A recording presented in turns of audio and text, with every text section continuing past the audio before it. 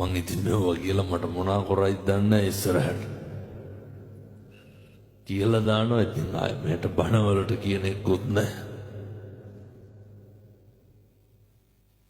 වැඩිපුරම සීනිගම ගිහින් මිනිස්සු මොකද්ද කරන්නේ? සෙත් පතනවද? හැබරියම්ම කියලා කියනවනේ.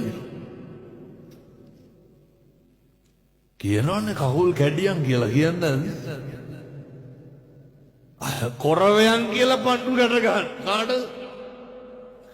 මේ පැතිවලත් එහෙමද නැහැ. පොඩි හරි හොරකමක් වුණොත් මොකද කරන්නේ? වෙනසනේ පතනවනේ දරුවෙකුටවත් හරියන්න එපා කියලා. මැරෙන්න කලින්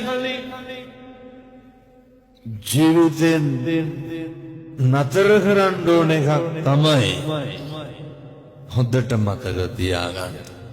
අනුන්ට වෛර කරන එක නවත්තන්න. මිනිස්සු අපිට කොච්චර දෙස් දෙවල් තිබ්බත් මම මේ කියන එක හොඳට අහගන්න. අපිට එදිරිවාදිකම් කරපු මිනිස්සු ඇති නැද්ද? කකුලෙන් නැත බුදවිය නැද්ද? ඉස්කෝලේ යන කාලේ ඉඳන් හතුරුකම් කරපු මිනිස්සු නැද්ද? කසාද බැඳපු ගායිනම් කෙනෙහිලිකම් කරපු නැන්දම්මලා නැද්ද? ගෙදර ආපු ගායිනම්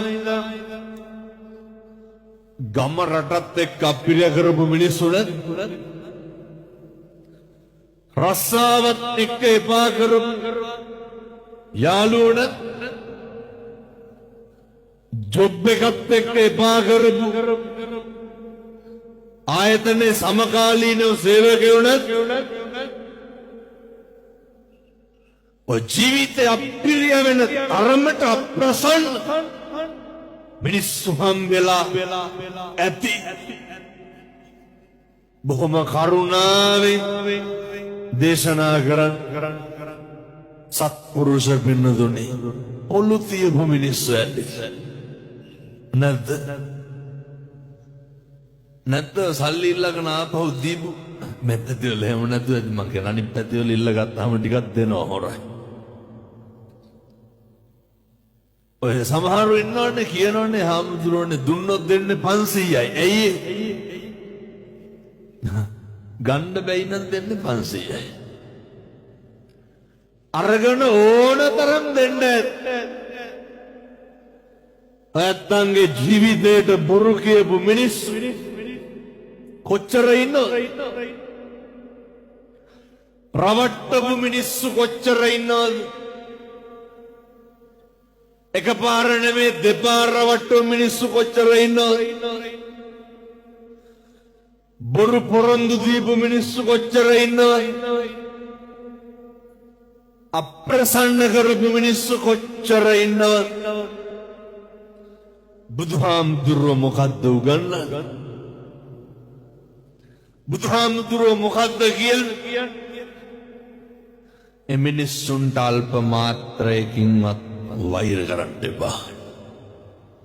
ඒ මිනිස්සුන්ට අහිතක් පතන්න එපා. ඒ මිනිස්සුන්ට දෝෂයක් නගන්න එපා. ඇයි පින්නතුනේ මෙහෙම කරන්න එපා කියන්නේ? මෛත්‍රී කරන්න පුළුවන් එකම ආත්මේ මොකද්ද? බල්ලොන්ට මෛත්‍රී කරේද? මෛත්‍රී වඩන්න පුළුවන් සතෙක් කියමු බලන්න. මොන සතාටද මෛත්‍රී වඩන්න පුළුවන්? මෛත්‍රී වඩනවා කියන්නේ අමුතුවෙන් කරන එකක් එහෙම නෙමෙයි. මැරෙන්න කලින් මේ කැත ගති නවත්තලා මැරෙන්න ඕනේ. හේතුවක් තියෙනවා. සංසාරේ පින්නතුනේ හරි කාලෙකින් අපි මිනිස්සු වෙලා උපදින්නේ. දැන් මේ අම්මලා තාත්තලා හිතාගෙන ඉන්න ලබනාත්ම කවුරු වෙලා උපදී කියලාද? එහෙම සැකයක්වත් නැද්ද? කල්ප ගාන යනකම් මිනිස්සු වෙලා උපදින එකක් නෑ. හේතුව අර බුදුහාමුදුරුවෝ දේශනා කරනව නේද ආනන්ද හාමුදුරුවන්ට. ආනන්ද මේ මහ පොළවට නියපොත්ත ගහලා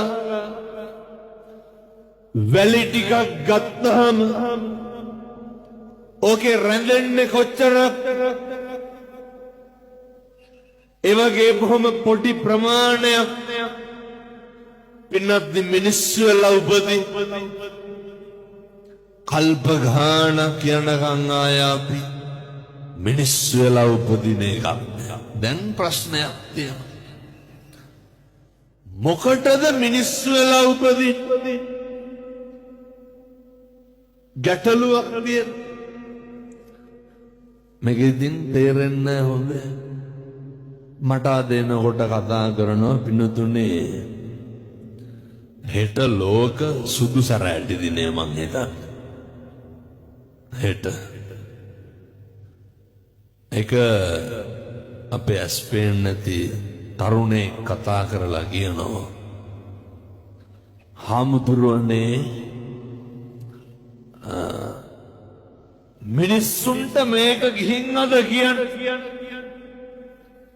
දැන් මේ එනකොට කතා කරේ ඔය